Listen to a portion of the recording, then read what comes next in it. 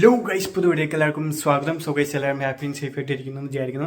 So guys, നമ്മളിന്ന് the most awaited Michael cinema കാണാൻ വേണ്ടി പോവുകയാണ്. നമ്മുടെ സ്വന്തം മൈക്കിൾ ജാക്സന്റെ ബയോപിക്കാണ്. പടം ആക്ട് ചെയ്തിരിക്കുന്നത് മൈക്കിൾ ജാക്സനായിട്ട് ആക്ട് ചെയ്തിരിക്കുന്നത് പുള്ളിയുടെ നെഫ്യൂവിനെ ആയിട്ടുള്ള ജാഫർ ജാക്സൺ ആണ്. സോ ട്രെയിലർ കണ്ടിട്ട് പൊളിയായിട്ടുണ്ട്. സോ നമുക്ക് എന്തായാലും പോയി കണ്ടിട്ട് എങ്ങനെയുണ്ടെന്ന് ഞാൻ പറയാം. അപ്പോൾ നമ്മൾ പടം കണ്ട് വന്നിരിക്കുകയാണ്. ഏതാ പടമല്ല, ശരിക്കും ഇതൊരു മൈക്കിൾ ജാക്സൺ കോൺസേർട്ട് കാണാൻ പോയ പോലെയുള്ള ഫീലായിരുന്നു ഗൈസ്. കാരണം അത്രയും അടിപൊളിയായിട്ട് അവരെ പടം എടുത്തു വെച്ചേക്കണം. ആ ഒരു കോൺസേർട്ട് വൈബാണ് നമുക്ക് കിട്ടിയത്.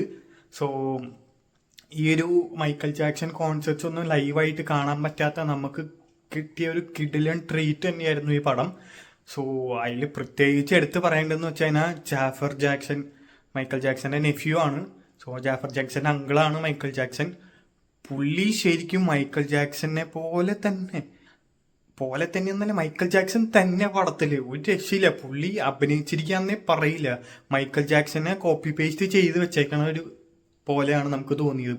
അതിൽ മറ്റേ പുള്ളി ഇൻഡിവിജ്വലായിട്ടും മറ്റേ ജാക്സൺ 5 നിന്ന് പുറത്തേക്ക് ഇറങ്ങിയിട്ട് ചെയ്യുന്ന ആദ്യത്തെ പരിപാടിയുടെ മുമ്പ് പുള്ളി ചാടുന്ന ഒരു സംഭവമുണ്ട്. പുള്ളിയുടെ മെയിൻ സംഭവമാണ് ഇങ്ങനെ ചാടിയിട്ടായിരിക്കും പുള്ളി പുറത്തേക്ക് വരാം.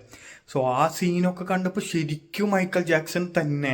നമ്മളിത് മുമ്പ് യൂട്യൂബിൽ വീഡിയോസിലൊക്കെ ഇതേ കണ്ടിട്ടുള്ളൂ. പക്ഷെ ഇത് ശരിക്കും അത് കണ്ട മൈക്കിൾ ജാക്സൺ എങ്ങനെ ചാടിയിരുന്നു അതുപോലെ തന്നെ പുള്ളി ചാടിയിട്ട് ശരിക്കും അതുപോലെ തന്നെ ഒരു രക്ഷയില്ല. പിന്നെ പണം എടുത്ത് വെച്ചിരിക്കുന്നതും കിഡിലൻ ഡയറക്ഷൻ, കിഡിലൻ മ്യൂസിക്, മൈക്കിൾ ജാക്സന്റെ പാട്ടുകളാണ് മിക്കതും യൂസ് ചെയ്തിരിക്കണേ.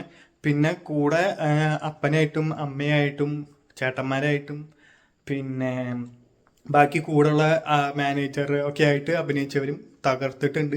പിന്നെ ബബിൾസ് സൂപ്പറായിട്ടുണ്ട്. ബബിൾസ് ആ ചിമ്മാൻസി വരെ സീനായിട്ട് അഭിനയിച്ചിട്ടുണ്ട്. സോ പടം കിട്ടില്ല, ഒരു രക്ഷയില്ല. മസ്റ്റ് വാച്ചാണ്. നിങ്ങൾ കണ്ടിട്ടെങ്കിൽ എത്രയും പെട്ടെന്ന് പോയി തിയേറ്ററിൽ കാണുക. പിന്നെ നമുക്ക് മൈക്കിൾ ജാക്സന്റെ ഒരു പുള്ളിയുടെ ഫസ്റ്റ് കോൺസേർട്ട്, ഇൻഡിവിജ്വൽ കോൺസേർട്ടിന്റെ ഒരു പോർഷൻ മാത്രമേ എത്തിയിട്ടുള്ളൂ. ഇനിയും കുറെ സംഭവങ്ങൾ കാണിക്കാനുണ്ട്.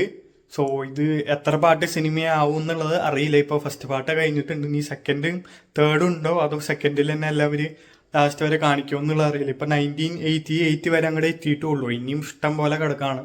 So let's wait for it. നിങ്ങൾ കണ്ടിട്ടുണ്ടെങ്കിൽ നിങ്ങളൊരു കിഡിലൻ പടം കാണണമെങ്കിൽ എത്രയും പെട്ടെന്ന് പോയി കാണുക. ഒരു പടമല്ല, കിഡിലൊരു മൈക്കിൾ ജാക്സൺ കോൺസേർട്ട് കാണണമെങ്കിൽ തിയേറ്ററിൽ പോയി കാണുക. അടിപൊളി ഫീൽ ആയിരിക്കും.